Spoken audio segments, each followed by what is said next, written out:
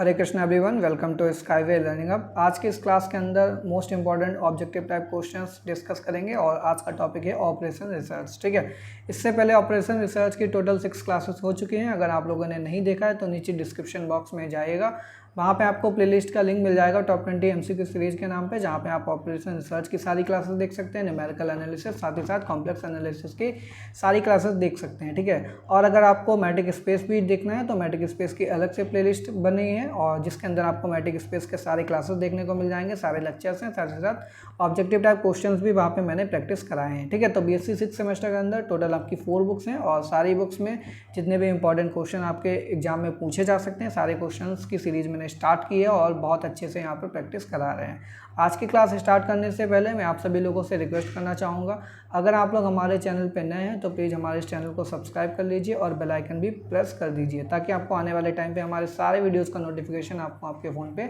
मिलता रहे। आज की जो क्लास है क्लास नंबर 6 होने वाली है। इससे पहले 5 क्लासेस हो चुकी हैं ऑपरेशन रिसर्च पे। ठीक है, तो क्वेश्चन नंबर 1 से स्टार्ट करेंगे। क्वेश्चन नंबर 1 में आपसे क्या पूछा गया है, the function F X is said to be strictly concave function. ठीक है, तो सबसे पहले हमको समझना पड़ेगा कॉन्वेक्स फंक्शन क्या होता है। कॉन्वेक्स फंक्शन की यहाँ पे देखिए डेफिनेशन दे रखी है, मैं यहाँ पे कलर चेंज कर रहा हूँ। F of lambda x1 plus 1 minus lambda x2। आपको पता है कॉन्वेक्स कॉम्बिनेशन जो रिप्रेजेंट किया जाता है x1 x2 दो पॉइंट्स के बीच में, तो ये होता है लैम्डा x1 प्लस ये होता है 1 माइनस लैम्डा x2। ठीक है, हम क्या करेंगे, इसका कलेक्शन इसके ऊपर एक फंक्शन डिफाइन कर देंगे। ठीक है, f फंक्शन डिफाइन कर देंगे। अब ये f फंक्शन क्या हो जाएगा, f x1 पे यहाँ पे डिस्ट्रीब्यूट होगा, साथ ही साथ f x2 पे डिस्ट्रीब्यूट होगा और ये लैम्डा और 1 माइनस लैम्डा तो कांस्टेंट है तो ये बाहर आ जाएंगे। ठीक है, तो ये क्या हो जाएगा हमारे पास f ऑफ x1। ठीक है, और ये लैम्डा बाहर लिख लेंगे प्लस फिर ये हो जाएगा 1 माइनस लैम्डा और ये हो जाएगा f ऑफ x2 हो जाएगा। अब बात आती है दोनों इक्वल होंगे या फिर इक्वल नहीं होंगे, तो ये दोनों इक्वल नहीं होती, बट एक्चुअल में क्या होता है, ये फंक्शन जो होता है ये हमारा लेस देन होता है। ठीक है, ये लेस देन इनइक्वालिटी को होल्ड करता है, जहाँ पे जो लैम्डा की वैल्यू होती है वो हमारे पास 0 और 1 के बीच में स्ट्रिक्ट इनइक्वालिटी होल्ड करता है। ठीक है, तो यहाँ पर इस टाइप के फंक्शन को हम बोलते हैं स्ट्रिक्टली कॉन्वेक्स फंक्शन, क्योंकि यहाँ पे स्ट्रिक्ट इनइक्वालिटी का यूज हुआ इसलिए इसको बोलते हैं स्ट्रिक्टली कॉन्वेक्स फंक्शन। अब बात करते हैं concave function. Strictly concave function कब होगा, जब यही हमारे पास जो f दे रखा है, ठीक है, ये जो हमारे पास कॉन्वेक्स फंक्शन f(x) दे रखा है, जब ये माइनस f(x) हमारा स्ट्रिक्टली कॉन्वेक्स हो जाए। ठीक है, माइनस f(x) जब स्ट्रिक्टली कॉन्वेक्स हो जाएगा तब यही हमारे पास क्या होगा, इसको बोलेंगे होल फंक्शन को सपोज दैट कैपिटल f(x) बोल देंगे और ये कैपिटल f(x) हमारे पास हो जाएगा स्ट्रिक्टली कॉन्केव फंक्शन। ठीक है, स्ट्रिक्टली कॉन्केव फंक्शन। तो ऑप्शन कौन सा सही हो जाएगा, option number 2, minus f(x) is strictly concave function. Question number 2 पे आते हैं। Set of 1 point is always. अब आप लोगों ने कॉन्वेक्स सेट पढ़ा है, कॉन्वेक्स सेट के अंदर बहुत सारे पॉइंट्स होते हैं। सपोज दैट हमने 2 पॉइंट्स के बीच में पढ़ा है, x1 और x2 के बीच में, ये दोनों कब कॉन्वेक्स होंगे, जब इनका लीनियर कॉम्बिनेशन उसी सेट के अंदर लाई करेगा। लेकिन अगर सपोज दैट हमारे पास एक ही पॉइंट है, अब एक ही पॉइंट है तो किसी भी सेट के अंदर सपोज दैट ये हमारे पास ट्राइंगल शेप का एक हमारे पास एक सेट मिलता है जिसका शेप ट्राइंगल मिल रहा है।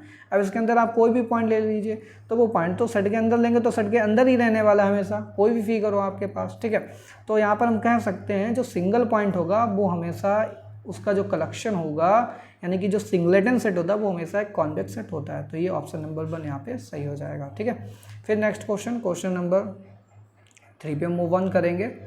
थर्ड क्वेश्चन में क्या पूछा गया है, द हाइपर प्लेन इज। ठीक है, अब हाइपर प्लेन की बात की गई है। हाइपर प्लेन हमारे पास क्या होगा, कॉन्वेक्स होगा, नॉन कॉन्वेक्स होगा या फिर कॉन्केव होगा। ठीक है, तो हमारे पास जो हाइपर प्लेन होता है लास्ट क्लास में भी डिस्कस किया था, ये हमारे पास कॉन्वेक्स सेट होता है। ठीक है, क्वेश्चन नंबर 3 के बाद क्वेश्चन नंबर 4 पे आते हैं। If S and T are two convex sets, then which of the following is convex set? हमारे पास एक इम्पॉर्टेंट थ्योरम होती है कि अगर हमारे पास S और T दो हमारे पास कॉन्वेक्स सेट हैं तो इनका हमारे पास जो alpha S plus beta T, ठीक, ये जो कॉम्बिनेशन होता है ये भी हमारे पास कॉन्वेक्स सेट होता है, जहाँ पर अल्फ़ा और बीटा क्या होते हैं, आर्बिट्रेरी स्केलर्स होते हैं, आर्बिट्रेरी कांस्टेंट बोल सकते हैं या फिर एनी स्केलर्स बोल सकते हैं। ठीक है, ये स्केलर्स होते हैं, तो ये भी हमारे पास कॉन्वेक्स सेट होता है, ये भी हमारे पास क्या होता है, कॉन्वेक्स सेट होता है। अब सपोज दैट हमने अल्फ़ा की वैल्यू 1 ले ली और बीटा की वैल्यू भी 1 ले ली, तो जब अल्फ़ा बीटा वैल्यू 1 ले लेंगे तो हमारे पास S प्लस टी नहीं बन जाएगा, S प्लस टी, तो ये भी हमारे पास कॉन्वेक्स हो गया भाई। अल्फ़ा बीटा की कोई भी वैल्यू ले सकते हैं। अब सपोज दैट अल्फ़ा की वैल्यू 1 है और बीटा की वैल्यू -1 ले लीजिए, तो s माइनस टी हो जाएगा, तो ये भी कॉन्वेक्स हो जाएगा। यानी कि अगर हमारे पास s और t दो कॉन्वेक्स सेट हैं तो s माइनस टी ये भी कॉन्वेक्स, x प्लस टी ये भी कॉन्वेक्स, और alpha s plus beta T ये तो होता ही है convex.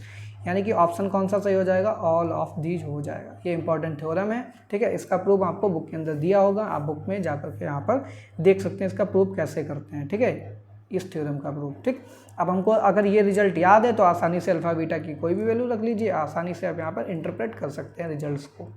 The set of all feasible solutions of linear programming problem is, हमारे पास जो भी यहाँ पे सेट ऑफ फीजिबल सॉल्यूशंस, हमारे पास जो भी लीनियर प्रोग्रामिंग प्रॉब्लम गिवन दे रखी है, मैक्सिमाइजेशन की प्रॉब्लम हो या फिर मिनिमाइजेशन की प्रॉब्लम हो, उसके हम फीजिबल सॉल्यूशंस निकालते हैं। अब जो भी हमारे पास 1 2 3 कुछ भी नंबर ऑफ सॉल्यूशंस आए, उनका जब कलेक्शन करते हैं तो वो सेट होता है, वो कैसा होता है, तो भाई वो सेट हमेशा कॉन्वेक्स सेट ही होता है, ठीक है। क्योंकि फीजिबल सॉल्यूशन के अंदर आप कोई भी पॉइंट ले लीजिए, वो हमेशा उस सॉल्यूशन यानी कि उस सेट के अंदर ही लाई करेगा। और जब हमारे पास कोई भी दो पॉइंट्स को ज्वाइन कराने वाला जो लाइन सेगमेंट अगर सेट के अंदर ही आता है तो वो हमारे पास क्या कहलाता है, कॉन्वेक्स सेट कहलाता है, ठीक है। तो फीजिबल सॉल्यूशंस में आप कोई भी नंबर ऑफ पॉइंट्स लेंगे और कोई भी दो पॉइंट ले लीजिए, उनको लाइन सेगमेंट ज्वाइन कराएंगे तो जो लाइन सेगमेंट होगी यानी कि उसके ऊपर जितने भी पॉइंट्स होंगे वो सारे के सारे उस सेट के अंदर ही लाई करेंगे। तो ये ऑलवेज क्या होता है, कॉन्वेक्स सेट होता है। क्वेश्चन नंबर 6 पे आते हैं। क्वेश्चन नंबर 6 में आपसे क्या पूछा गया है, द हाइपर प्लेन्स, हमारे पास दो हाइपर प्लेन्स दे रखे हैं, सॉरी एक हाइपर प्लेन दे रखा है 3x1 plus 2x2 plus 4x3 plus 7x4 is equal to 8, और हमारे पास दो पॉइंट दे रखे हैं। सपोज दैट इस पॉइंट को P बोल दीजिए, इस पॉइंट को Q बोल दीजिए। अब ये बोल रहे P और Q हमारे पास किस स्पेस में लाई करेंगे, तो सबसे पहले इस P और Q पॉइंट को इस हाइपर प्लेन पे हम यहाँ पर क्या कराएंगे, यहाँ पे हम आइडेंटिफाई कराएंगे कि ये हाइपर प्लेन पे पॉइंट जो है कहाँ पे लाई करेगा, हाफ स्पेस में या क्लोज स्पेस में। तो सेटिस्फाई कराना बहुत ज़रूरी, पहले बार तो हम इसको सेटिस्फाई करा के देखेंगे। तो कैसे कराएंगे, ये हाइपर प्लेन का मैंने आपको जनरल इक्वेशन भी बताया था किस तरीके से लिखते हैं। ये C X equal to Z type का होता है, ठीक है, C X equal to Z type का होता है। अब आपको पता होना चाहिए अगर स्ट्रिक्ट इनइक्वालिटी आ रही है, स्ट्रिक्ट इनइक्वालिटी का मतलब क्या है, सपोज दैट हमारे पास लिखा है C x less than Z अगर आ रहा है या फिर सी एक्स ग्रेटर देन जेड आ रहा है, अगर ये दो कंडीशंस अराइज हो रही तो हम बोलेंगे ओपन हाफ स्पेस में हमारा पॉइंट लाई करेगा, ठीक।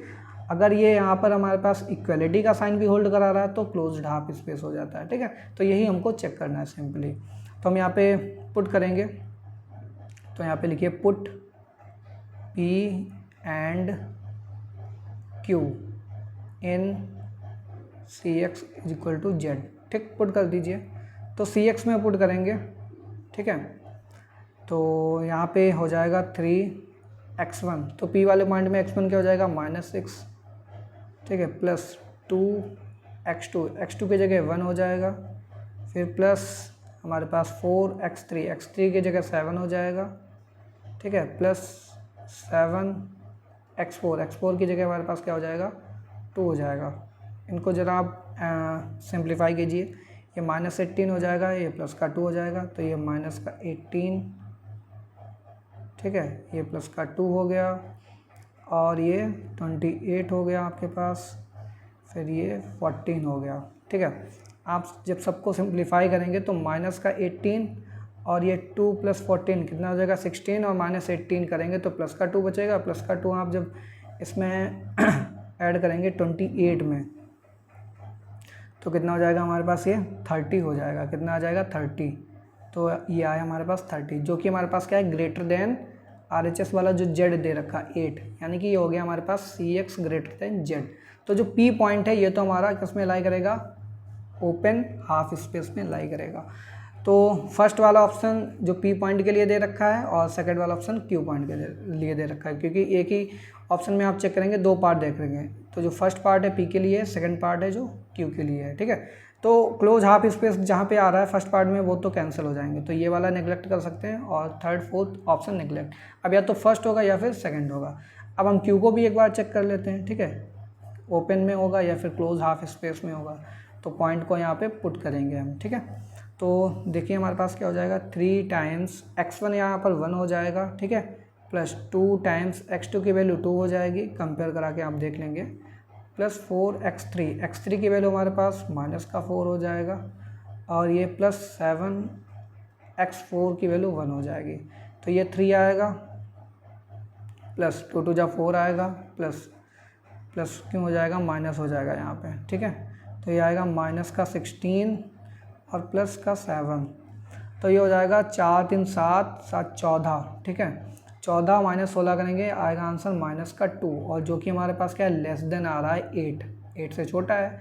तो ये इस बार कौन सी इनइक्वालिटी होल्ड कर रहा है, CX less than Z type की, तो ये भी ओपन हाफ स्पेस में हुआ। तो यानी कि ऑप्शन नंबर 2 सही है, open half space and open half space. P और Q दोनों हमारे पास कहाँ लाई करेंगे, ओपन हाफ स्पेस में लाई करेंगे। क्वेश्चन नंबर 7 पे आ जाइए।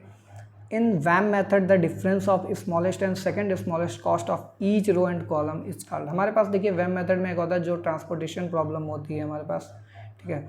उसमें हम क्या करते हैं, ये हमारे पास इस तरीके से यहाँ पे वैल्यूज़ लिखी होती हैं, फिर लास्ट में हम यहाँ पर एक कॉलम बनाते हैं, ठीक है, रो और कॉलम बनाते हैं, जहाँ पर हम पेनल्टीज़ को लिखते हैं, ठीक है। पेनल्टीज़ क्या होता है, जो हमारे पास सबसे छोटी वैल्यू होती है किसी कॉलम या किसी रो के अंदर, और उसी रो या कॉलम में सेकंड स्मॉलेस्ट वाली वैल्यू से हम यहाँ पे सेकंड स्मॉलेस्ट कॉस्ट से क्या करते हैं, डिफरेंस यानी कि उनका सब्ट्रैक्ट करते हैं। फिर उसके बाद जो आंसर निकल के आता है वो हमारे पास पेनल्टी बोली जाती है। तो यहाँ पे क्या बोल रहा है, the difference of the smallest and second smallest cost for each row and column is called penalty, ठीक है। इसको क्या बोलते हैं हम यहाँ पर, पेनल्टी। वेब मेथड आप लोगों ने पढ़ा होगा तो आपको बहुत अच्छे से पता होगा, ठीक है। Which of the following method is used for finding the optimum solution of the transportation problem. तो ट्रांसपोर्टेशन प्रॉब्लम अगर कोई भी है हमारे पास, तो यहाँ पर कौन सा मेथड यूज़ किया जाता है, मॉडिफाइड मेथड, इसको मोदी मेथड भी बोलते हैं, जहाँ पर ऑप्टिमिलिटी टेस्ट किया जाता है, ठीक है। ऑप्टिमिलिटी टेस्ट होता ही है।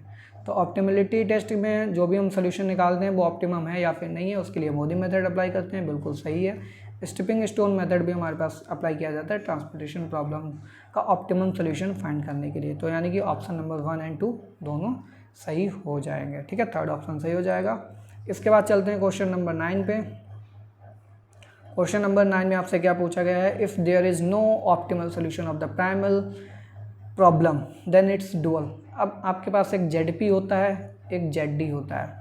अब ZP के पास अगर कोई भी सोल्यूशन नहीं आ रहा तो इसका जो ZD होगा यानी कि डुअल के पास कोई भी फीजिबल सोल्यूशन नहीं होगा, ठीक है, नो फीजिबल सोल्यूशन, यानी कि ऑप्शन नंबर 2 सही हो जाएगा।